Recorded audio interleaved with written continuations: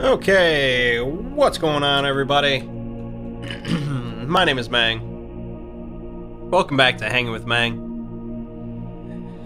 And today we are playing some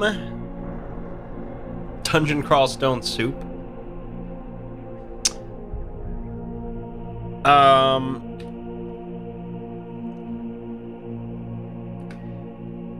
You know, if it was like a desert island video game, like you were stranded on a desert island, you could have one video game. You know, PC, console, whatever you got, the whole setup for one game. I feel like I'd pick Dungeon Crawl Stone Soup. I don't know of any game that would offer this, you know, such a replayability, like a breadth and depth of content as Dungeon Crawl Stone Soup. Between all the different, you know, species, different styles of play, the randomly generated levels and loot, there's just, I don't know anything else that would compare. I don't know if I'd put it in my top 10 video games of all time. It would be up there, but it's hard to say. But, yeah, that's what I would pick for my Desert Island video game. This is like, you know, your favorite game might not be, like if I pick Dark Souls or something, it's like, yeah, it's great, but, I mean, I've seen pretty much everything there is to see in Dark Souls. Whereas Dungeon Crawl Stone Soup, God, there's so much I haven't even seen. Anyways, that has nothing to do with anything. Let's see here. Probably hearing some loud keyboard clicking through this whole video. Whether that's a good or bad thing is up to you. You know, a number of years ago, I would have just blown off the whole mechanical keyboard phase, just as like a fad, and be like, whatever, people don't really care about that. It's just a keyboard, you just hit it and it types stuff. But now, I could not go back. I really enjoy it. I understand now. Like, for me, there's really not much reason to not use a mechanical keyboard. I mean, I guess if you really don't type much at all and you just don't care,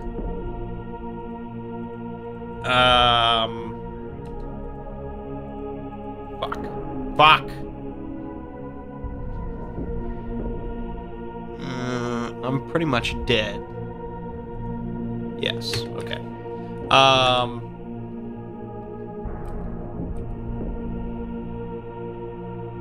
I get, you know, you could just use like a $10 keyboard or something and just whatever, you throw it on a desk and it'll input commands into a computer, no doubt about it. But, you know, for me, I spend all day on a computer, do a lot of typing. It's just better. It's just better. I'm not like super into it like some people, you know, I'm not like browsing the mechanical keyboard subreddit, and I'm not like making my own mechanical keyboards and swapping out keys and stuff. I just, you know, buy a nice one and I enjoy it, and that's the end of it. Anyways, again, that has nothing to do with anything. A bit of a life event this week. I know that rarely happens because I don't have any form of a life. But I actually went for my first ever eye exam in my life. And on Tuesday, I'll be picking up my first ever pair of glasses.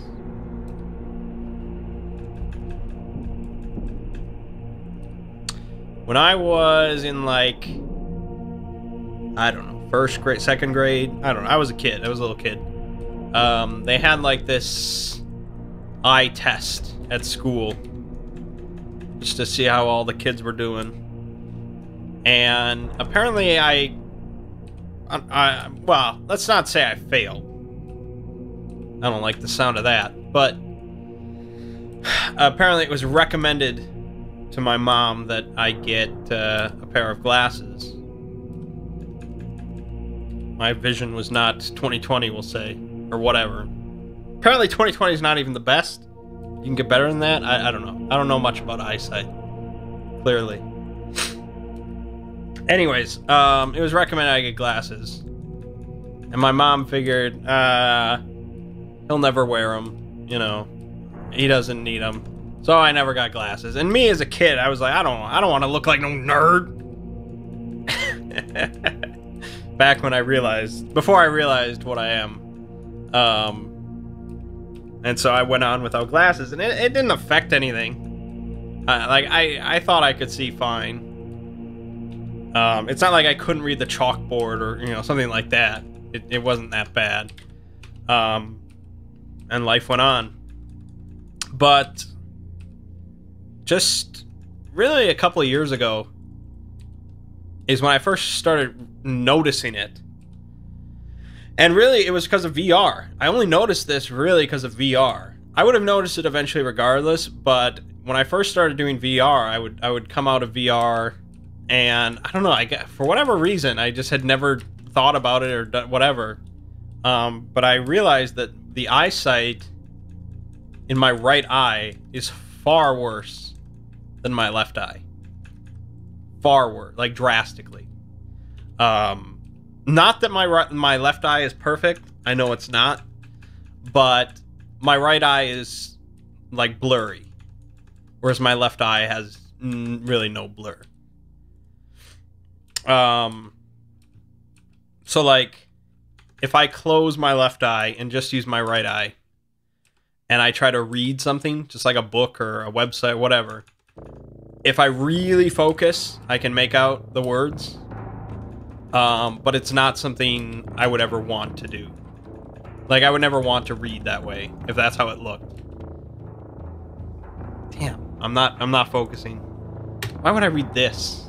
Dead. Oh wait, I can blink. We can blink, we can get out of here. Fuck. Fuck here. God. We can do this. We can survive.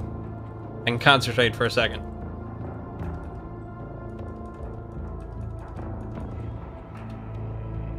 Fuck you, grinder.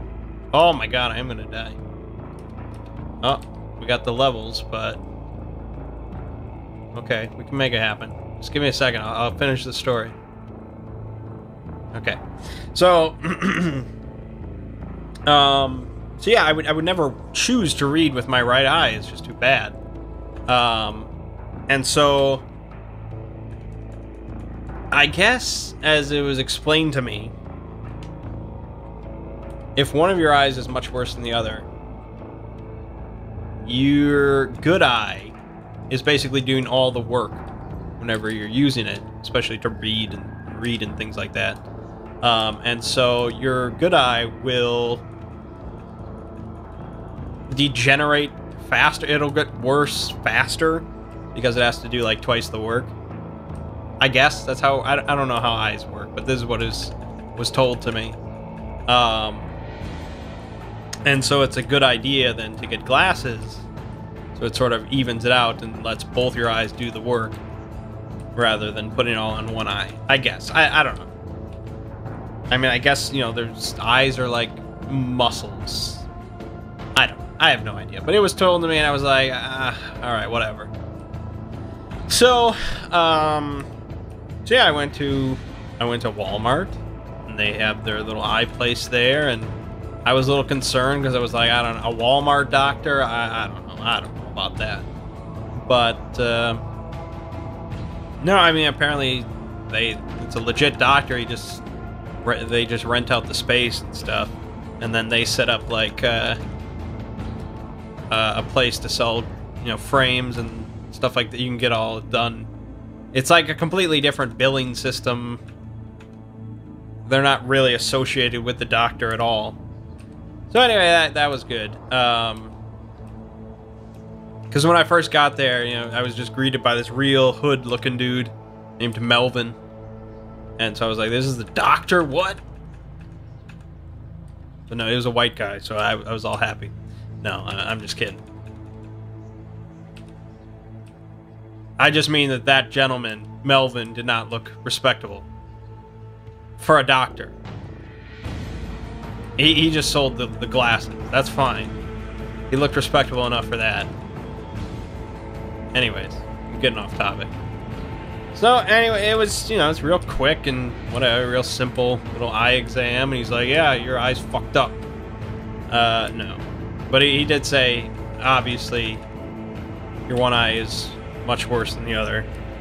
But since my left eye is not perfect, you know, that it's got eye stuff going on, and so I ordered some glasses and pick them up on Tuesday, and I will be officially a glasses wearer. So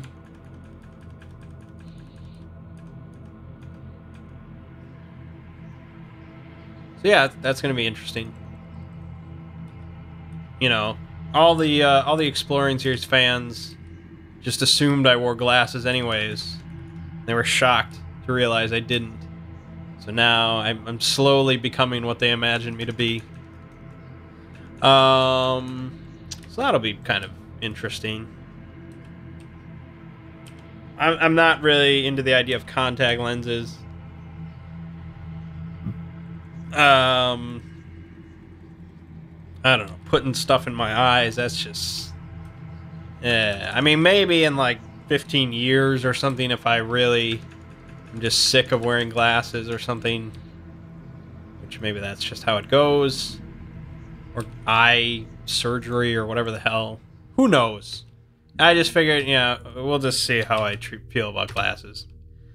So that, yeah, that was what happened. That was what happened.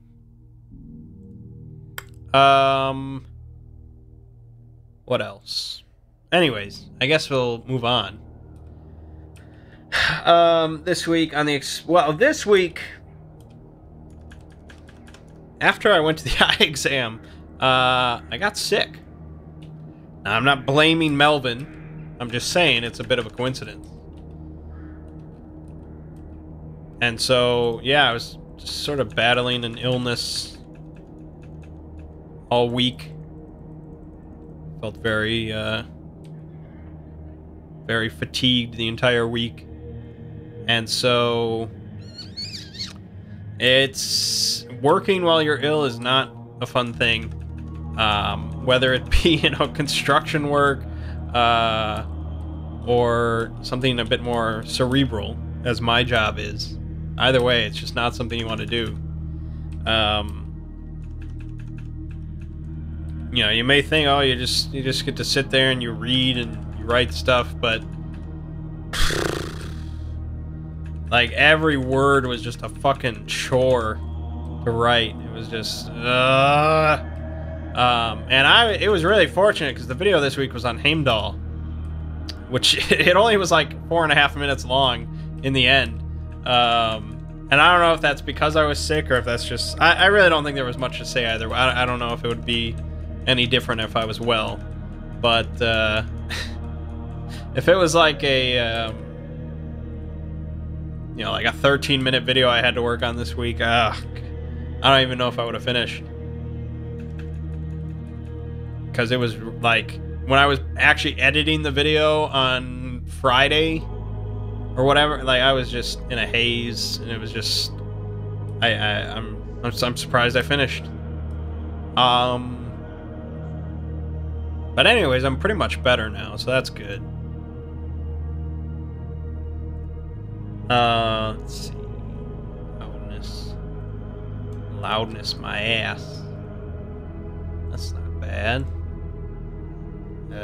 See invisible. Acrobat, what the fuck is that?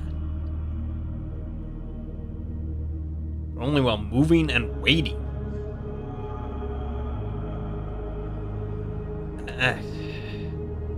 It's okay, but I'd probably rather have the reflection. Yeah. Anyways. So yeah, but I did finish the Heimdall video. If I was well, I don't think it would be much different. I'm just not crazy about what I put out with the Heimdall video. I don't know. It just feels... I mean, I know I was ill. Like, I get it. It just feels lame for a week to go by and there's just this 4.5 minute video. But, I mean, it's better than nothing, I guess. I hope. I mean, I know I'm gonna get crap for pronouncing it Heimdall, but I actually found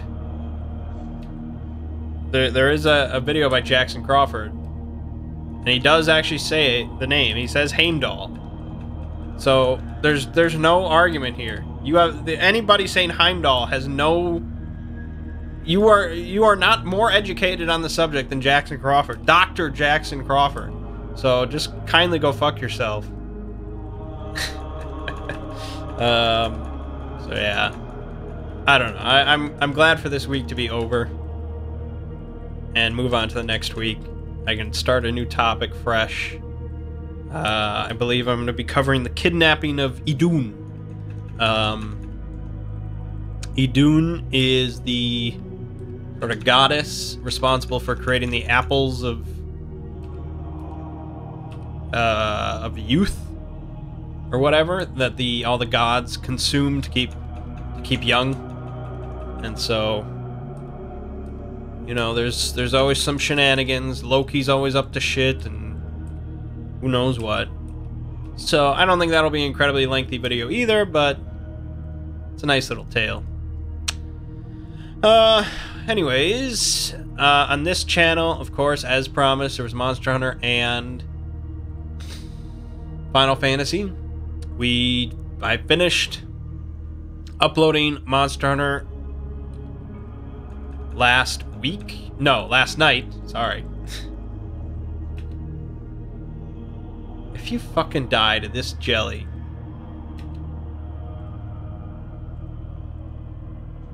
Thank you. Last night, Monster Hunter's done, so that's that. And then Final Fantasy V, I'll upload the last video tonight. And then we'll be done with that and move on to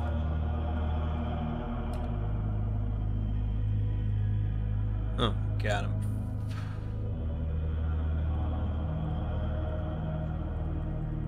Move on to Final Fantasy VI.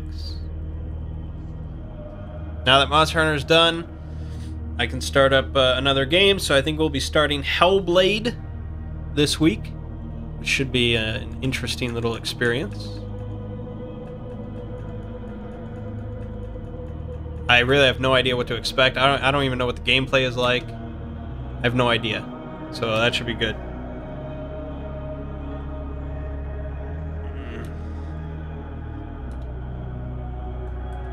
And yeah, that's that. Okay. This week for board games, the only thing that we played was just a few hours ago. We played Rising Sun for the first time, which is the new game from Cool Mini or Not, designed by Eric Lang. Sort of the spiritual successor to Blood Rage, which was, of course, highly acclaimed. And so there's a lot of hype for Rising Sun. And I would say it's a good game. I would say it's a good game. I'd hesitate to say it's an incredible game or even a great game. It's very solid. I don't know if it's really any better than Blood Rage. And I'm not like the hugest fan of Blood Rage.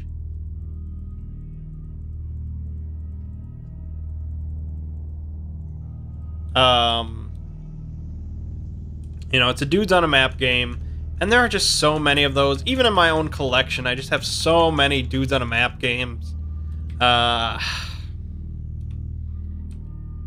It's like, okay, I'm in the mood for a dudes on a map game. All right, well, do you want to play Scythe? Do you want to play Cry Havoc? Do you want to play Chaos in the Old World? Do you want to play Cthulhu Wars? Do you want to play what else? I have other ones. I've got ones that I've never even played with them. It's like, do you want to play Nexus Ops? Do you want to play Mission Red Planet, or whatever the hell the game's called? I'm sure I'm forgetting ones. There's just so many of them. It's just the easiest thing for them to pump out. But do you want to play Blood Rage? Maybe I already mentioned that. Anyways, and so it's like, all right, what really differentiates Rising Sun from these other ones? Well, the theme, the theming of Japanese culture and Japanese monsters and gods and stuff, that's interesting. There are too many games that go into that. So, okay, I'll give you that. And then the other thing that sort of differentiates it is the alliances and negotiations. Like, there's alliance mechanics in the game, and there aren't too many dudes on a map game that actually have mechanics devoted to alliances. Rex, that's one, and that has alliances, but that one generally you want to play with 6 people. So okay, fine. Game of Thrones, not quite a dudes on a map game, but pretty damn close. I'd count it.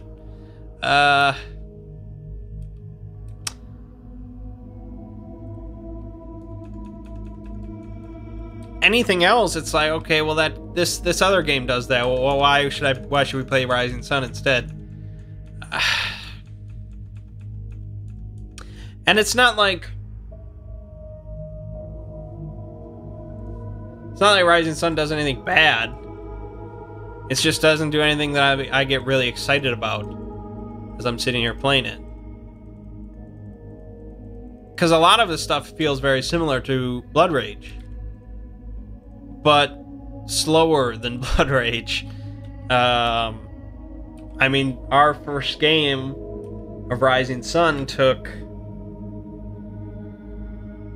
3.5 hours, 3 hours. I would say about 3 hours, if you remove the explanation time. That's quite a bit. That's quite a bit. Death Yak. Why the fuck are there Death Yaks here? I guess we're on Dungeon 9. I didn't know we went this fast.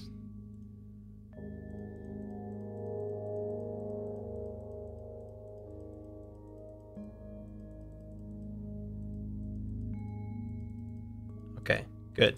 Cleared that out. As long as you have potions of might, you can be okay.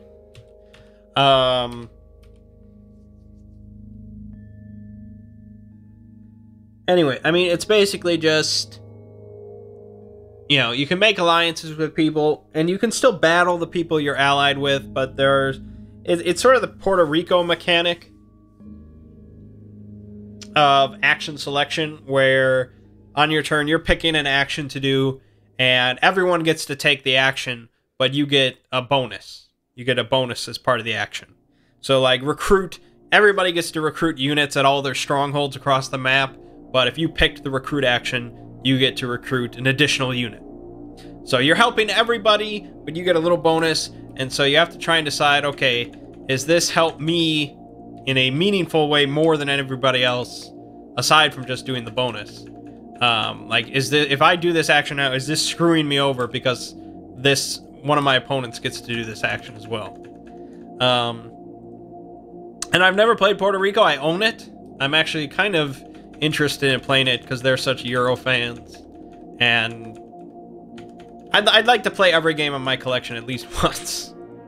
So at some point we'll get to Puerto Rico. Sort of one of the big granddaddies of Euros.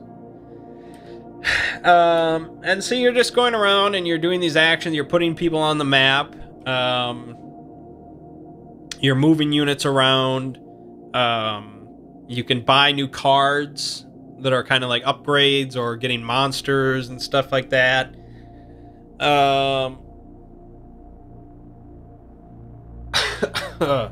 And you can send some specific units to go worship the gods, and the gods provide different benefits throughout the game, and blah blah blah blah blah.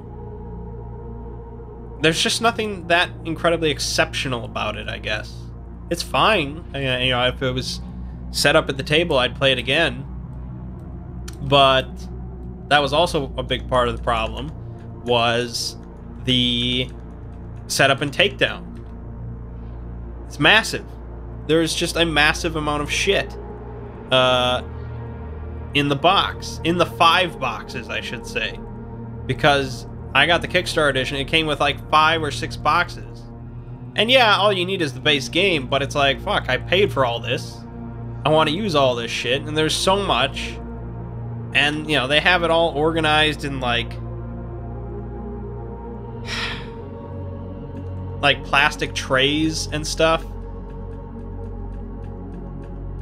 This is a death scenario that I'm in. You're supposed to be...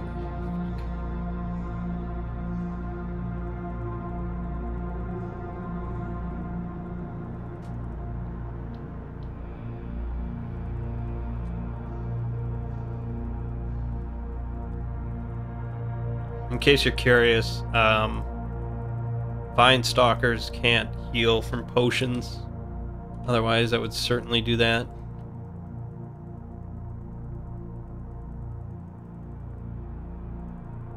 Gotcha. So, like, packing it all back up in the boxes took us like half an hour. And it didn't go that well. There was stuff just like all over the place, like this plastic tray just got left out of a box and we have no idea where it went, and it's just like you have to take pictures of the box setup before you take it all out, and it's just, I don't know, it was just really obnoxious. And you know, if you're finishing like an incredible gaming experience, you know, like you just finished a incredible game of Twilight Imperium or Cosmic Encounter or something, you don't care about the packing up. It's whatever, you know, you're just you're sitting there and you're chatting about what the great game you had and stuff like that. And you don't care about how long it takes to pack it up because you're just chatting. But, you know, when you have an okay gaming experience and then it takes 30 minutes to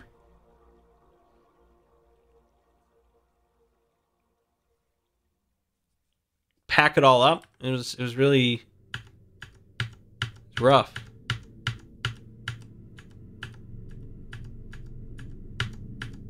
Okay. And the real problem, the real issue that I had is that I backed the game on Kickstarter like as soon as it launched because it was announced at Gen Con. We were there at the Dice Tower live when it was announced. And, you know, Eric Lang was there, and, you know, we're a fan of Blood Rage. And Eric Lang is, you know, he's a proven developer, and Rising Sun, when he announced it, sounded really interesting. You know, it's a game in the vein of Blood Rage, what with Japanese culture and monsters and stuff. That sounds cool. And so I backed it, but then Phil also backed it because he wants his own copy, because he always buys like every game that I own, so he has his own copy. And I don't care if I've already bought the game and whatever, but here it's like, why should I spend like $150 just to have my own copy of this? It's like, how often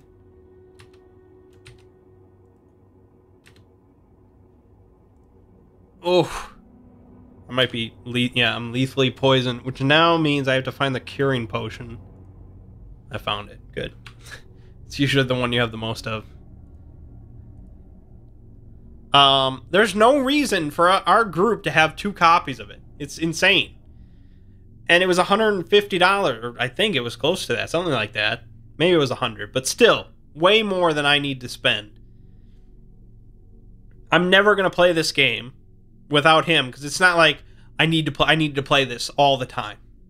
It's not like having my own copy of Cosmic, where it's like he can't make it for some Saturday game day, but we want to play Cosmic. Damn it, I wish I had my own copy. Like, that's never going to happen with Rising Sun. It's just not. This is a game we play maybe a couple times a year. It's just, I wish I would have known.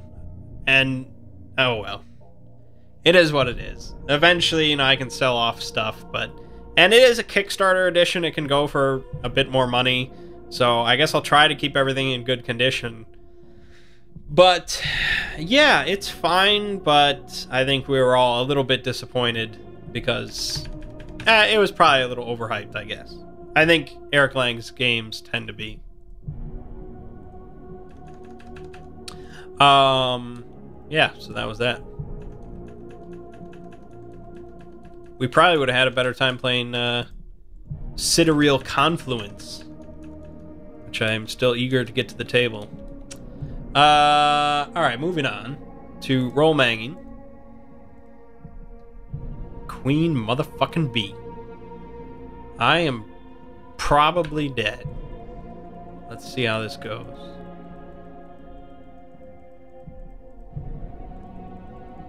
And we're okay. Alright. Alright, so Roll Manging. We were on our way to this flesh spire. Okay, these 5 flesh spires are scattered across the continent, like literally like weeks and weeks of travel apart from each other. They're just all over the place. And so we were heading towards the closest one. It was sort of near us, like just a few days travel. And our goal is to destroy all these flesh spires, because that's what's spreading this plague across the continent, and the cultists are eventually going to use this to summon the demon lord or something like that. So we need to destroy all these flesh spires, and we really have no idea what they're like or how to destroy them or anything like that. All right, so we get there. This flesh spire is in the mountains. So we get up in the mountains. We see the flesh spire. It is horrific, and we're trying to figure out how to destroy this. Well, on the way up the mountain, we actually had a bit of an incident, and like some rocks collapsed underneath our feet, and so we were about to plummet to our death. And so I can, you know, this is why I take all the utility spells. I just like utility spells because I prefer situations outside of combat rather than in combat. And so I was fine. I can teleport and I can fly and all sorts of stuff. So I decide I'll just teleport to safety. And so I did. But I can also give the ability to fly to somebody for 1 hour. I think I'm going a little bit outside of my pay grade here. But since we're doing okay. And so Thomas his character has the ability of spider climb. So he figured he would be fine. He didn't need to fly. So I gave the flight ability to Phil's character. A dwarf. Dwarf the dwarf. Okay? And so he was just fine. And he can fly he could fly then for an hour. For a whole hour he had the just unlimited, unrestricted ability of flight. And so when we got to the flesh spire, he had 5 minutes of flight time left.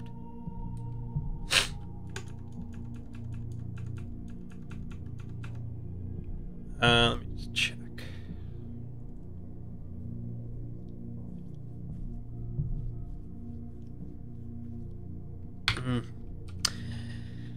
And so we're like, okay, you know, you can fly. So why don't you go to the top of the flesh spire and see if there's anything interesting. You know, look down from the top and get a bird's eye view of the situation.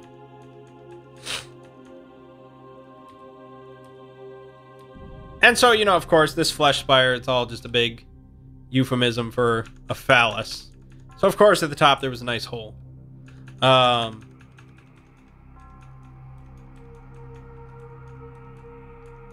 You got this. Yeah, you got this.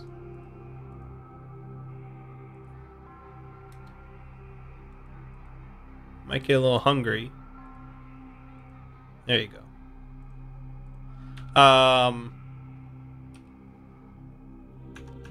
So he sees there's a giant hole, and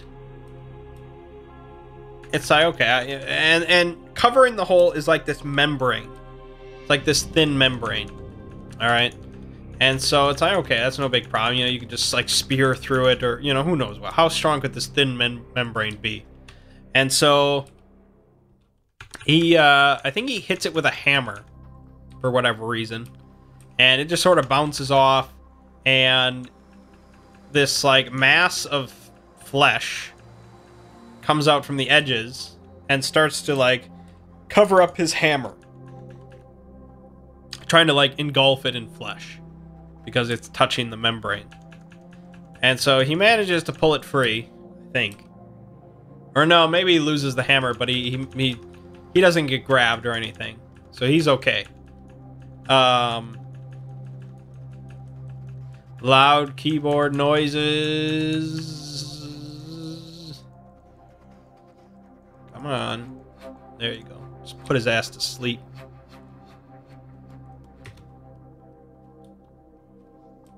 And so he flies back, and he tells us, like, oh, there's a membrane at the top, and it ate my hammer. And I'm like, well, get your ass back up there and just, you know, spear through it. Just break through. What's the problem? And he was concerned that his flight time was about to end. Because, you know, we knew it was an hour, and the hour was about to be up. So he was concerned. Ooh, a glowing rapier. A venom? No. Nay, I say. Whoops. Poison resist. Ooh. Ooh, I'd lose stealth.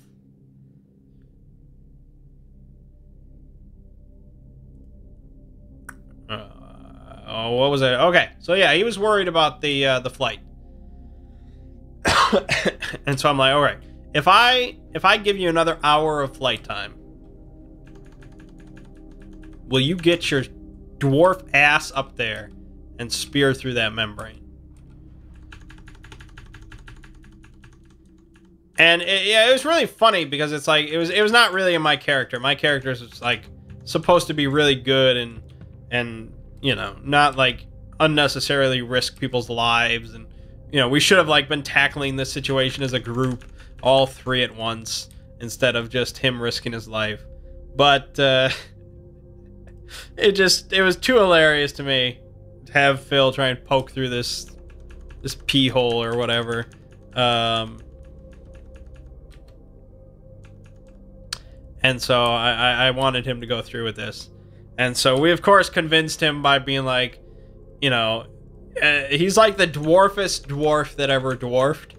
And so we were like, you know, your ancestors would be ashamed of your cowardice and stuff like that. And so he eventually was like, all right, cast the fucking spell on me. And so I can only regain one spell per day by using spell recovery. So this was sort of a big thing. But I really wanted to see this. So I recast flight on him. He had another hour. Not that he would, you know, live through that hour, but he could. So he flies back up there. And really, we expected him to like pierce through and start just investigating it from the top, you know.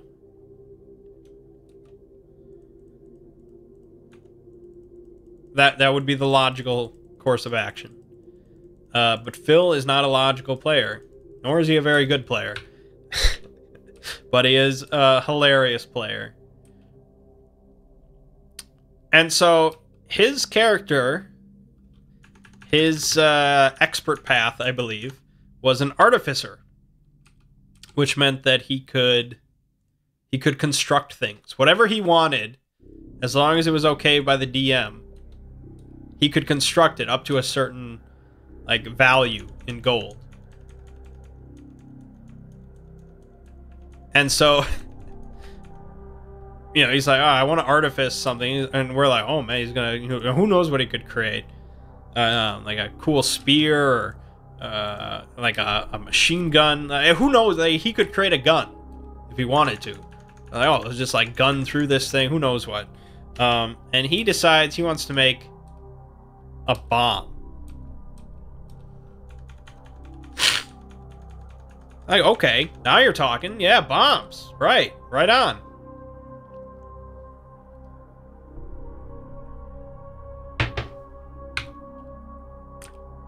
And he says that he just wants to cram, like, every piece, like, every bit and bolt and nut, everything he can, he wants to cram into this bomb. Up to the maximum value that he can create.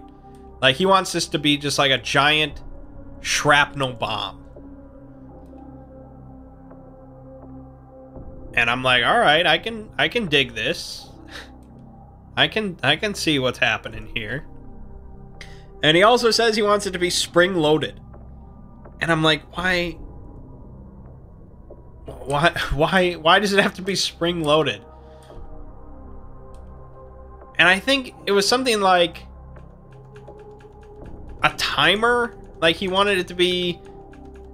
He wanted it to have a timer, right? So it wasn't just a, you press a button and it explodes. He wanted it to explode after a certain amount of time. And I'm like, okay. You know, that could work. I get, like, we're still not exactly sure what he's planning. But I'm thinking, okay, he'll set a timer... and he'll drop the bomb into the membrane. It'll, like, suck it up. You know, it'll get absorbed into the thing. And then, like, a minute later, it'll blow up inside the flesh spire. And, you know, hopefully do quite a bit of damage because it'll be deep inside of it. Wherever these engulfed things go. But then he says he wants the timer set for 10 seconds.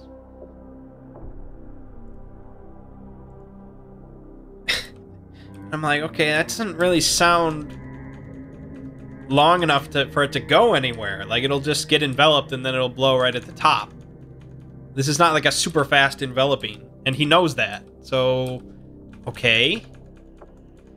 And then he says that he wants to hold on to the bomb real tight. And then he jumps onto the membrane. And he wants it to engulf him.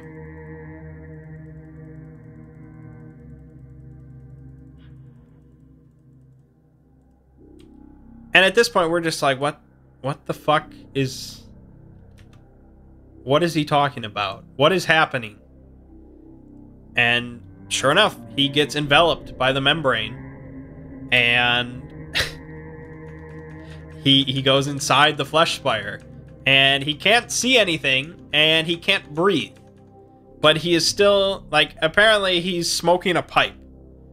Because he is the dwarfest dwarf to ever dwarf. He wanted to be smoking a pipe. And so we're like, okay, so he's just committing suicide. But if he's committing suicide, why did he put a timer on the bomb? Like, what does he expect to happen here?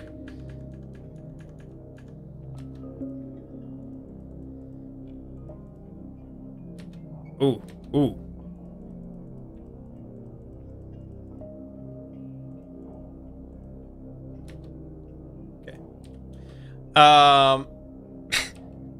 And and I thought, okay, like maybe he'll get enveloped, but he'll like he'll envelop himself so he can actually like put the bomb somewhere deep inside it, and then he'll try and get out. But he set the timer for 10 seconds. Like, that's not enough time to do anything.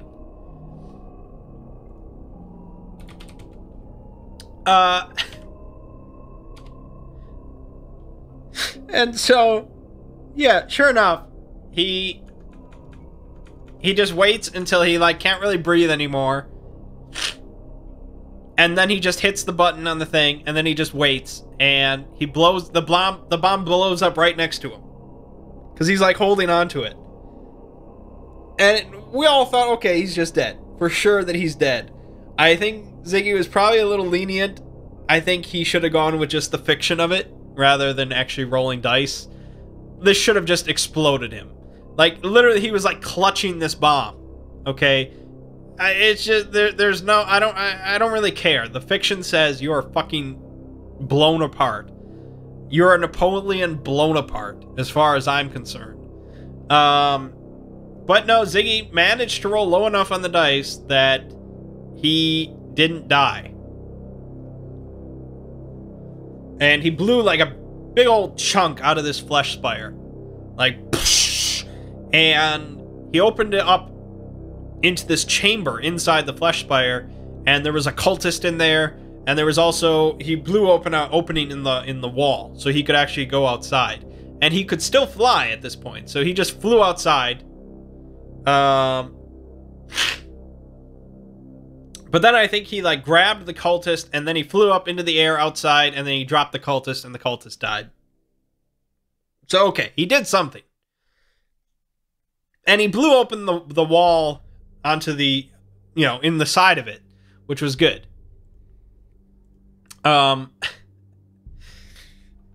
It's miraculous he's still alive, but okay. You know, his plan was absolutely terrible, but surprisingly it did okay. And if that would have been the end of it, all right. He would have been not commended, but he wouldn't have been berated as much as he could have been. So anyways, he kills the cultist, fine. He goes into the room then, and he sees... Gotta dump some shit off. He sees a clockwork.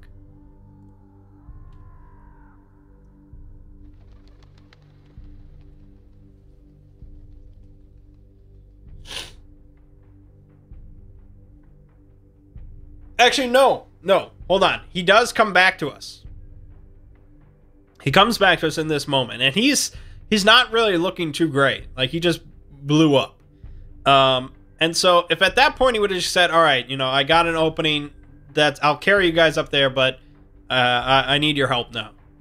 If he would have said that, it would have been like, all right, fine, you did something. But no, all he said was, I need a weapon. And so I think I think Thomas gave him one of his weapons because he has a bunch. All right, here's a weapon. And then he just flies back up.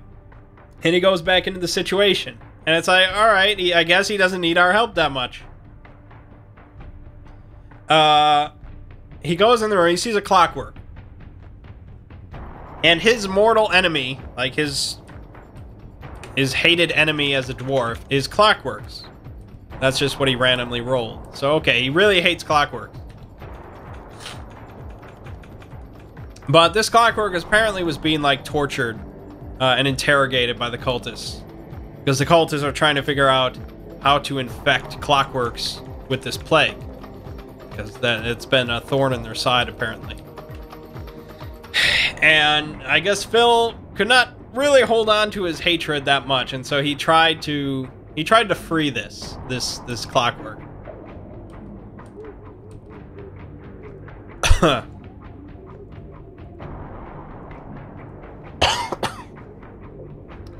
And so the clockwork was being held down on this table by, like, everything in this entire spire was made of flesh. It was all like muscles, and it's really grotesque, to be honest.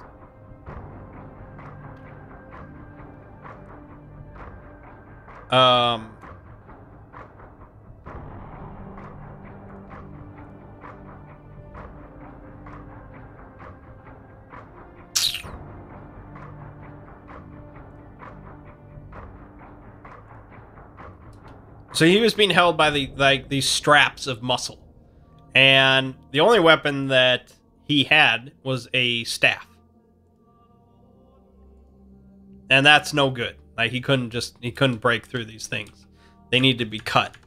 And I had mentioned to him when he came back the first time, I was like, you know, I have a scalpel if you want as a weapon, but that's not a great weapon in combat. But he came back a second time, and he's like, all right, I'll take your scalpel. So all right, I give him the scalpel. Apparently, he still does not need our help. He has not requested our help. So I guess he must be okay. So he takes the scalpel back to the clockwork, and he tries to cut the binds. And Ziggy apparently rules it that instead of just sitting there and him doing like surgical work to like, you know, saw through these muscles, he's apparently doing like a baseball swing with it. I think this was a little bit wrong on Ziggy's part. It just doesn't really make any sense of why he would do this. But for the hilarity of the situation, we let it slide. So he had to roll to attack to hit these muscular bindings. He fucked up every single time. And every time he missed, he did damage to the clockwork. And so we basically just imagined that he was just, you know, hammering this scalpel into this clockwork's face. And sure enough, he eventually kills the clockwork. And, you know, clockworks, when they hit 0, they don't die. They just, like, deactivate. And so he could have just, like, turned his key and brought him back. But apparently Phil had enough of this situation, so he just caved the clockwork skull in, or his face in. He was just done with all that shit. But anyways, so at this point he's found like this fleshy ladder leading downwards into another chamber. So he decided to go down there, and that's when he saw the heart of the flesh spire, and that's what we were told to kill. Like, once you kill the heart, that's how the flesh spire dies. So he's like, oh, okay, you know, I found the heart. He thought he could be the hero. So he just goes up to the heart and he starts working on it with the scalpel. But of course, you know, something so precious as the heart of the flesh spire, of course, would have a guardian. And so this flesh spire, this heart, was guarded by a demon. And if you know anything about Shadow the Demon Lord, ooh, that ain't too shabby. Demons are no joke. And so this demon was invisible and packed a mean punch. And so really Phil did not even notice he was there until it was far too late. And so he was quickly butchered by the demon. And that's the end of Dwarf the Dwarf. The dwarfest dwarf to ever dwarf. And we are, of course, unaware. But pretty much right after he died, we were like, oh, we should probably go in now. And so Ziggy gave us both a corruption because apparently we were just... he ruled that we were knowingly involved in this character's death. Which, yeah, I suppose that's true. But, you know, he willingly went along with this. Like, really, if he would have just said... Like, after he did the bomb thing, at no point did we try to guilt trip him or anything like that into going back. And if he had said, you know, I need you guys now, you know, I've done my part, blah, blah, blah, you guys better come in. If he would have said that at any point after the bomb thing, we'd have been like, all right, you know, we'll go. But no, he seemed perfectly okay. So who's to say the corruption was warranted? But we took it. It's just one corruption. And so we went in. And we discovered the clockwork remains. And I have an ability called Witch's Fire, or something like that. where I can go invisible, and basically I send out this this orb of green fire that I can apparently see through. I can see from it, and I can shoot like magical energy from it. That's actually really good. It's one of my best damaging things. And so I use that as a scout to go down the flesh ladder to see what was in the floor below us, because apparently we could like sense that the heart was underneath us.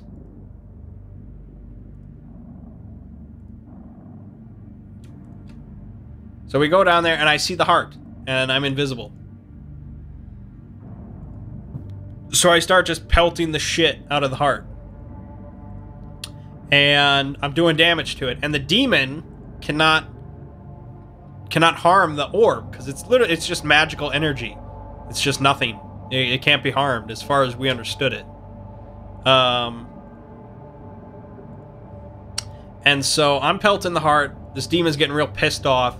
So the demon goes up the ladder where it finds Thomas. And Thomas, it can damage. So Thomas starts getting the shit beaten out of him by this demon. While I was invisible. So, like, it was just... I was fine. I was hoping that Thomas could just keep this demon busy while I killed the heart. And that's pretty much what happens. Like, I've almost killed the heart.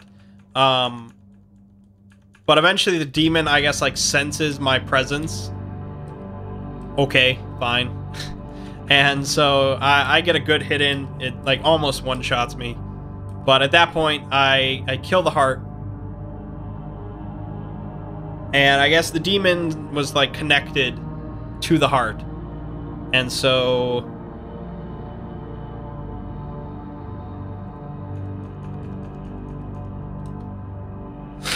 the demon disappears as soon as the heart dies. So we won. It was fantastic. But the flesh spire immediately begins to, like, crumble and fall apart. Dissolve, I guess, would be a better word. But we both managed to get out of there no problem. I really thought Thomas was going to die as well, but he made it out.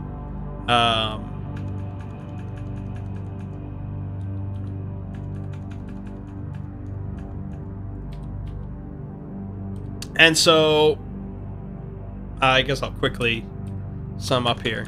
Basically, we get out, the flesh spire dissolves, and like all this mass of flesh and bones and muscle and nastiness, it all just like starts flowing down the mountain like a torrent of water. It was really disgusting. But underneath where the flesh spire was, there was like this little crater, and inside was all the like non-flesh stuff that the flesh spire had accumulated. So like all the items and objects that it had absorbed, they all went underneath. And so we found just boatloads of money, like a lot of more money than we had ever seen up to that point, in like gems and coins and things like that. And so we're like, it was more than we could carry, basically, is what I'm saying. And so just so happens then, of course, that Phil comes in with his new character. And so we changed up the rules for character generation a little bit, because normally a lot of the tables were like 3d6 to randomly decide some aspects of your character. But we found that was a little bit boring at times, because 3d6, you know, it averages out to a certain range. And so a lot of the characters ended up being kind of samey. We changed the 3d6 tables to 1d20s. And so pretty much anything was on the table at that point. Anything was possible. And so he got like this... He literally got like a 10-year-old kid who's the... he's like the 9th child in a family of Marines. But he's like a painter. And he's a scholar. And so he's actually not that dissimilar to Artemis, but a little bit more effeminate, I think. And of course played by Phil, so there's that. And he was really wealthy. He was rich. So he comes in with like a servant and a guard and 3 horses. And it's like, oh my god, we can carry all this loot out here now. And so as soon as he comes up, you see this 10-year-old kid, and we don't respect him. He's just some little kid. Really, he's like level 5, and he's like a wizard and stuff like that. But it's like, whatever, this little kid. And so we're like, we could use your guard. And so we're like, guard, how much is this kid paying you? And he's like, oh, 2 silver a week. He's like, we'll offer you 5 silver a week. And so we actually recruited his guard. We stole his guard from him, which was really funny. But eventually, it's a player character. You have to go along with him. And so he demonstrated that he was a wizard and blah, blah, blah. So like, all right, you can go with us. We're taking out these flesh spires. And so we loaded up all the loot, and we headed to the nearest city. And there we just went on a shopping spree. Because we have to take out 4 more flesh spires just like that. So now we know what we're in store for, so we can be a little bit more prepared. So it was really like almost a Shadowrun shopping spree. We bought bombs, and we bought mercenaries, we bought guns, because there are guns in the system. So we bought bombs and guns and all sorts of other little things that might come in handy. I can't even remember all the stuff we bought. It was a crazy shop. It was like we've never done such a big shopping spree in any game, I think. And, for whatever reason, it's just we were in a big town that had pretty much everything. We had a lot of money, and we were preparing for an actual, pretty much like a job. Rather than some, you're just around, you're going through a campaign and whatever, we're in town, I'll buy like a magic item. It's like, no, we have a job, we know what we're doing, we're buying bombs and guns and shit. But it was really funny, some of the things we could have bought. Like, we could have bought like 100 dogs if we wanted. It was like, oh man, I kind of want to buy like 40 dogs just to see, like, what could we do with 40 dogs? We could have hired like a fleet of mercenaries, but it's like, I don't know, it's really expensive, and we could just buy some more guns and bombs.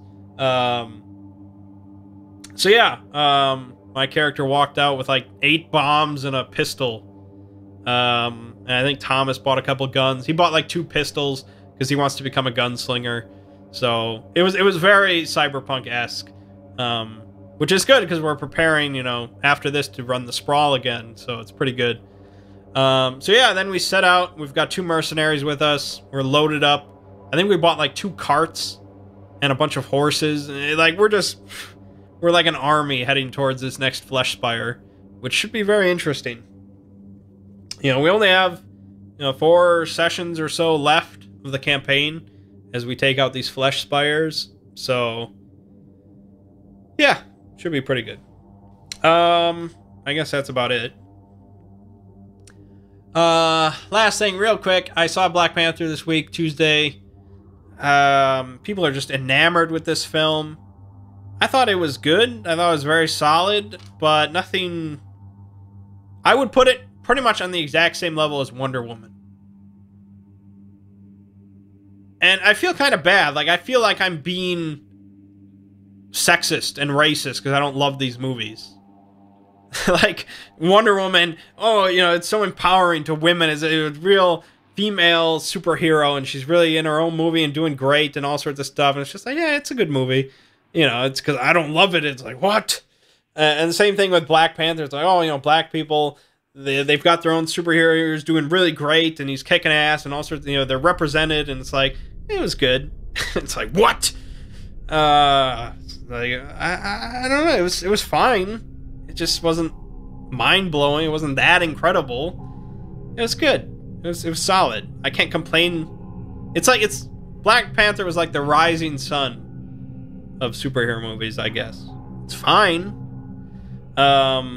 People are just going crazy, like Eric Killmonger is the greatest villain in the history of comic book movies, and it's like, I don't know, you just said that about Vulture in Spider-Man, and I really liked Vulture in Spider-Man, and people said that about Zemo, or whatever his name is, in Civil War, and I really liked him, and it's like, he's a fine villain, but we've had a lot of great villains. I will say he's a hell of a lot better than Hela in Thor Ragnarok. I'll give you that, but he was fine. I think it's just because Michael B. Jordan is very charming. I think that's a big part of it. We don't have that many charming villains. It was fine. I'm sure I'll watch it again. So, there you have it. It was better than Justice League. But that's setting the bar pretty low. Alright, I think that's enough talking for me. I'm still getting over this shit. So check out the Heimdall video tomorrow, I guess. It's like 5 minutes of your life, if you want to watch it. We're going to start up Hellblade this week, as well as Final Fantasy VI. Will Hellblade be as good as Final Fantasy VI? Probably not, but we'll see. Yeah, and that's that. So, my name is Mangg. This has been Hanging with Mangg. I will see you fine folks next week.